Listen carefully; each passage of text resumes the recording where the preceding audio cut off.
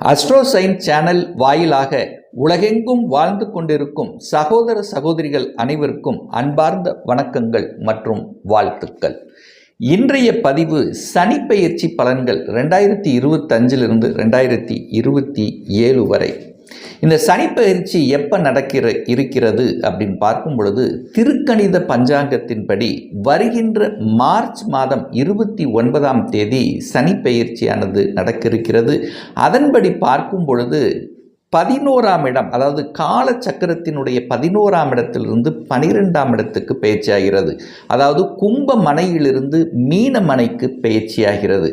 பொதுவாக சனி பகவான் கர்மக்காரகன், ஆயுள் காரகன், தொழில் காரகன், கால்களுக்கு காரகன், ஒட்டுமொத்த உடலின் இயக்கத்துக்கு காரக கர்த்தாவாக இருக்கக்கூடிய இந்த சனி பகவான் மீன மனையில் இருக்கும் பொழுது, அது நல்லவர் என்று சொல்லக்கூடிய குருவினுடைய வீட்டில் இருக்கும்போது இந்த 12 ராசிகளுக்கும் என்ன மாதிரியான பலன்கள் என்பதை டீட்டெயிலாக நம்ம பார்க்க போகிறோம். அதற்கு முன்னால் நம்முடைய சேனலை நீங்கள் ஃபர்ஸ்ட் டைம் பார்ப்பவர்கள் என்றால் மறக்காம சப்ஸ்கிரைப் பண்ணிக்கிங்க. சிம்ம ராசி அன்பர்களே, வருகின்ற மார்ச் மாதம் 29ஆம் தேதி சனிப்பெயர்ச்சி நடக்கிறது. அப்போ இந்த சிம்மராசி என்பவர்களுக்கு சனி பகவான் இதுவரை 7ஆம் இடத்திலிருந்து இப்போ 8ஆம் இடம் என்று சொல்லக்கூடிய அட்டமஸ்தானத்துக்கு பயிற்சி ஆகிறார். அப்போ சிம்மராசி என்பவர்களுக்கு அஷ்டம சனி ஆரம்பிக்குது. அப்போ என்ன நடக்கும், எப்படி இருக்கும்? நார்மலாகவே பொதுவாகவே இந்த சிம்மராசி என்பவர்களுக்கு இந்த சனி பகவான் ஆகாதவன், ஆறுக்குரியவன், கடன், நோய், எதிர்ப்பு, பகை, வம்பு, வழக்கை குறிக்கக்கூடிய அந்த சனி பகவான் இப்போ தனக்கு 3ஆம் இடம், 6க்கு 3ஆம் இடம் என்று சொல்லக்கூடிய 8ஆம் இடத்துல போய் அட்டமஸ்தானத்தில் உட்கார்ந்துருக்கார். அப்போ என்ன வளர்க்கும்? கடனை வளர்க்கும். கடன் விஷயத்துக்கு போகக்கூடாது. கடன் தன்னுடைய கெப்பாசிட்டிக்கு மேலே போகக்கூடாதுங்கிறத ஞாபகத்தில் வைத்துக் கொள்ளுங்கள் இந்த சிம்மராசி என்பவர்கள். அதே சமயத்தில் ஹெல்த் சார்ந்த விஷயத்திலும் கொஞ்சம் கவனம் எடுத்துக்கொள்ளணும். ஏன்னா ஹெல்த்து அப்படிங்கிறது ஏதாவது ஒரு ரூபத்தில் நமக்கு ஒரு இதை காமிக்கும். ஹெல்த்து சரியான உடற்பயிற்சி அல்லது ஏதாவது இருந்தால் அதை கொஞ்சம் பார்த்துக்கிறதும் நல்லது என்பதை ஞாபகத்தில் வச்சுக்கோங்க. அடுத்து வம்பு வழக்குக்கு போகக்கூடாது. இந்த கடன், நோய், எதிர்ப்பு, பகை இந்த மாதிரியான விஷயத்துக்குள்ளே போனீங்கன்னா அதுக்குள்ளே சிக்கிட்டு அதுக்குள்ளே ஒரு மன வேதனையை தரக்கூடிய அம்சத்தை உருவாக்கிவிடும். ஸோ இந்த விஷயத்தில் கவனமாக இருக்கணும் இந்த சிம்மராசி அன்பர்கள். ஆனால் 8ஆம் இடம் என்பது வலி, வேதனை, துக்கம், துயரத்தை கொடுத்தாலும் எதிர்பாராத அதிர்ஷ்டம்ங்கிறது அந்த 8ஆம் இடத்துல தான் இருக்குது. அப்போ என்ன நடக்கும்? திடீர்னு வெளியில் போகக்கூடிய, தன்னுடைய ஊரை விட்டு வெளியே செல்லக்கூடிய நிர்பந்தங்கள் ஒரு சிலருக்கு ஏற்படுத்தும். தொழில் ரீதியாக அல்லது வேலை ரீதியாக, வியாபார ரீதியாக தன்னுடைய சொந்த ஊரை விட்டு வெளியே நகர்த்தக்கூடிய தன்மை. அப்போ எங்கே? தன்னுடைய டிஸ்ட்ரிக்டை விட்டு வெளியே அல்லது வெளி மாநிலத்துக்கு போகிறது அல்லது அதர் ஸ்டேட், அதர் கண்ட்ரி அப்படின்னு சொல்லக்கூடிய அந்நிய தேசங்களுக்கு சென்று வரக்கூடிய அமைப்புகள் ஒரு சிலருக்கு இந்த சிம்மராசி என்பவர்களுக்கு நிச்சயமாக உருவாக்கும். ஸோ இந்த அஷ்டம சனி காலத்தில் நாம் கடைப்பிடிக்க வேண்டிய சில இது என்னென்னா, நெகட்டிவ் விஷயத்துக்குள்ளே போகக்கூடாது. உங்கள் மனசு, உங்கள் ஆள் மனது எது நெகட்டிவ் என்று சொல்லுகிறதோ அந்த விஷயத்துக்கு போகக்கூடாதுங்கிறத கெட்டியாக பிடித்து கொள்ளுங்கள். அப்போ இந்த சனி பகவான் 8ஆம் இடத்திலிருந்து தனது 3ஆம் பார்வையாக 10ஆம் இடத்தை பார்க்கிறார். அப்போ சனி எங்கே பார்க்கிறாரோ அந்த இடத்தை கெடுப்பார் என்கின்ற தன்மைக்கு ஏற்ப 10ஆம் இடத்தை பார்க்கிறார். 10 என்பது தொழில். அப்போது தொழிலை கெடுப்பார் அப்படிங்கிறதெல்லாம் என்ன அர்த்தம்? தொழிலில் சில அலைச்சல் திருச்சல்களை கொடுக்க போகிறார் அப்படின்னு அர்த்தம். அதுக்காக கெடுக்கிறாருன்னா டோட்டலாக கெடுக்க போகிறதில்ல, மென்டல் ஸ்ட்ரெஸ்ஸை கொடுப்பார். அப்போது தொழிலை அகலக்கால் வைக்காமல், அதாவது ஒரு சிலர் பார்த்திங்கன்னா மனதை மயக்கி விட்டு எதையாவது ஒன்று செஞ்சு கடைசியில் மாட்டிக்கக்கூடிய தன்மை. ஏன்னா கடன் போகக்கூடாது, கடன் வளர்க்கும் அப்படிங்கிறது காமிக்குது. அப்போ என்ன செய்யணும்? இருக்கிறத அப்படியே கொஞ்சம் கொஞ்சமாக அப்படியே டெவலப் பண்ணுறது தான் கரெக்டு. எடுத்த உடனே மாற்றுறது அப்படிங்கிறதெல்லாம் கூடாது இந்த சிம்மராசி என்பவர்கள். இந்த கோச்சார் ரீதியாக அதுவும் இப்போ உங்களுக்கு நடக்கக்கூடிய தசாநாதனும் பாதிக்கப்பட்டிருந்தால் இன்னும் உங்களுக்கு பிரச்சனை உருவாக்கும்.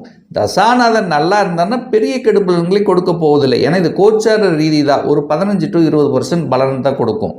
ஸோ அந்த வகையில் பார்க்கும்போது ஜென்ரலாக 10ஆம் இடத்தை கெடுப்பார் என்கின்ற அமைப்புக்கேற்ப வேலையில் சில அழுத்தம் பிரஷரை கொடுக்க காத்து கொண்டிருக்கிறது. என்ன வேலையில் என்ன அவசரப்பட்டு கோவப்பட்டு வேலை விட்டுறக்கூடாது. ஏன்னா எதையாவது ஒரு டெம்ப்ட் பண்ணுவாங்க, நீங்கள் நல்லா இல்லைன்னு சொல்லுவாங்க, நல்ல உழைப்பு போட வேண்டியிருக்கும், ஆனால் உழைப்புக்கேற்ற ஊதியம் வரலை என்கின்ற கோபத்தன்மை ஏதாவது ஒரு வகையில் இருக்கும்.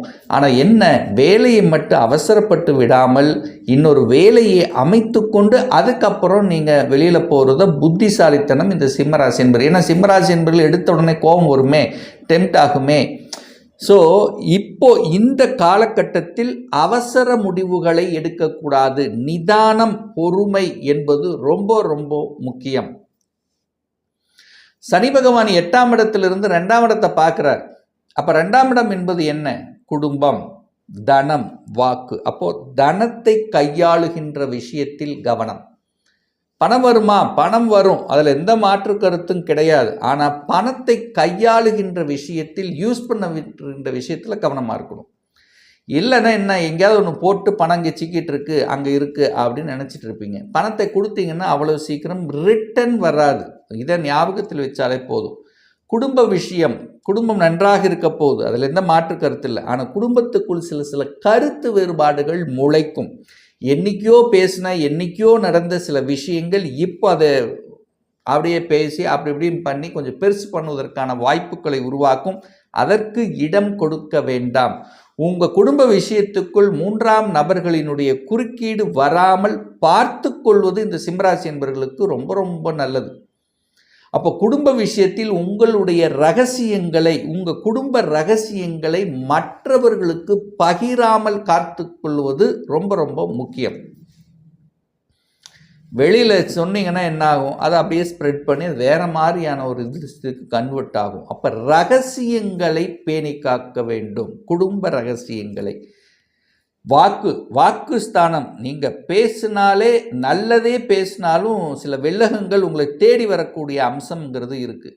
அப்போ தேவையில்லாத விஷயத்துக்கு பேச்சை கொடுக்க வேண்டாம், விலகி சென்று விடுங்கள். அதுதான் நல்லது இந்த சிம்மராசி என்பவர்களுக்கு இனி 2.5 வருடம். அப்போது வாக்கு பிரயோகித்தலில் கவனம், எச்சரிக்கை. எதை வாக்கு கொடுக்க முடியுமோ அதை மட்டும் கொடுங்க, மற்றதை கொடுக்க வேண்டாம் அப்படிங்கிறது தான் அமைப்பு. சரி, அடுத்தது தனது 10ஆம் பார்வையாக 5ஆம் இடத்தை பார்க்குறார்.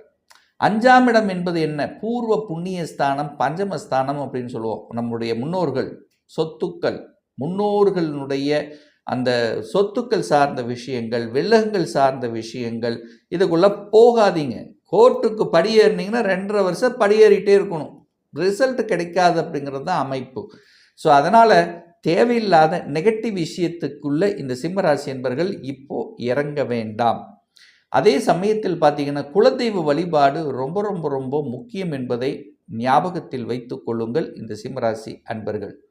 ஏன்னா கடந்த காலத்தில் பார்த்தீங்கன்னா சனி பகவான் 4ஆம் இடத்தை பார்த்து சுகஸ்தானத்தை கெடுத்தது, தாயினுடைய உடல்நலம் கெடுத்தது, தாயோட ஒரு நல்ல ஒரு அந்நுண்ணியத்தில் இல்லை, தாய் வர்க்கம் சார்ந்த விஷயத்தில் பிரச்சனை. இப்போ அதெல்லாம் சரியாகும். வீடு வாங்குறதுல இருக்கக்கூடிய குறைகள், பழைய வீடு வாங்கியிருப்பீங்க, ஆல்ட்ரு பண்ணியிருப்பீங்க, அதெல்லாம் ஓகே. இப்போ புது வீடு வாங்கக்கூடிய யோகம் இந்த 2.5 வருஷத்தில் இருக்குது. பழைய வாகனத்தை ஓட்டி பார்த்துருப்பீங்க, இப்போது போதும் புதுசாக ஒன்று வாங்கிக்கலாம் அப்படிங்கிற எண்ணத்தை கொடுக்கும். அப்போ இந்த 2.5 வருடங்களில் வீடு, இடம், நிலம் வாங்கக்கூடிய அத்தனை கொடுப்பினையும் இந்த காலகட்டம் சிம்மராசி என்பவர்களுக்கு நிச்சயமாக உண்டு அப்படின்னு தான் நான் சொல்லுவேன்.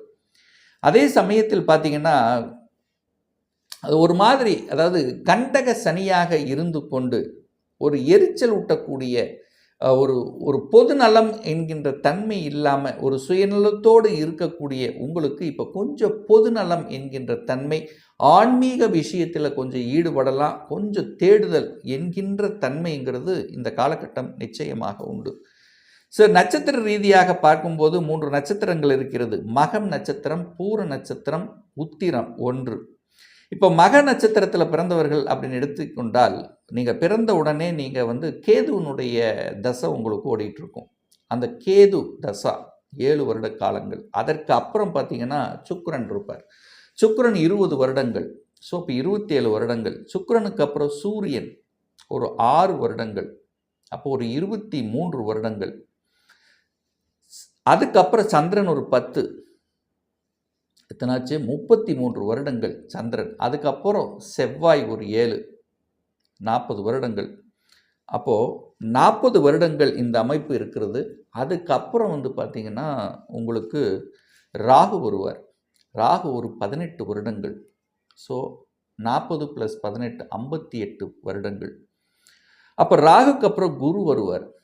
58க்கு அப்புறம் ஒரு 16 வருடங்கள் குருவினுடைய ஆளுமை. அப்போது சனி எப்போ வருவார்? உங்களுக்கு 80 வயது தாண்டி தான் உங்களுக்கு சனி வரப்போகுது. அப்போது சனியால் பெரிய ஒரு இம்பேக்ட் இந்த மக நட்சத்திரத்தில் பிறந்தவர்களுக்கு இல்லை. ஆனால் புத்திநாதன் செயல்படுவார். ஒவ்வொரு தசையிலும் புத்திநாதன் செயல்படுவார் அல்லவா? ஸோ அப்போ இம்பேக்ட் உண்டு அப்படின்னு சொல்கிறார். அப்போது இப்போது யாருக்கெல்லாம் சனி புத்தி, இந்த மக நட்சத்திரத்தில் பிறந்தவர்களுக்கு சனி புத்தி நடக்கிறதோ அவர்களுக்கு ஒரு இம்பேக்ட் இருக்கும். அந்த சனி நல்லதாக இருந்தால் உங்களுக்கு நல்லதாக ஒரு பலன் கொடுப்பார். சனி உங்கள் ஜாதகத்தில் எங்கே இருக்குன்னு பாருங்கள். ஒரு ஆட்சி பலம், மூலத்திரிகோண பலம், உச்ச பலத்தோட வலிமையை பெற்று ஒரு சுப கிரகங்களினுடைய பார்வையில் இருக்கும்போது நல்ல தன்மையை அவர் கொடுப்பார். அதில் மாற்று கருத்து இல்லை.